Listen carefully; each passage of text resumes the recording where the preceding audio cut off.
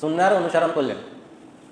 ডিলা ব্যবহার করা, প্রথম ডিলা সামনের দিক থেকে পিছন দিকে যাবে, দ্বিতীয়টা পিছন থেকে সামনের দিকে আসবে, এরপর একটা সামনের দিক থেকে পিছনে, অথবা তো সামনে থেকে প্রথম ডিলা কেন পিছনে যাবে?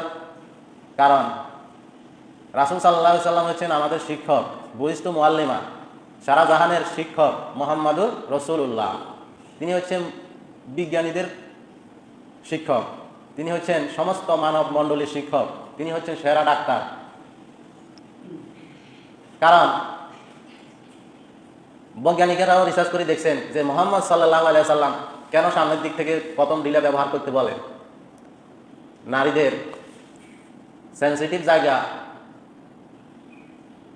পেশাব এবং পায়খানার রাস্তা একেবারে কাছাকাছি হওয়ার কারণে পিছন দিক থেকে সামনের দিকে ডিলা করলে জীবাণু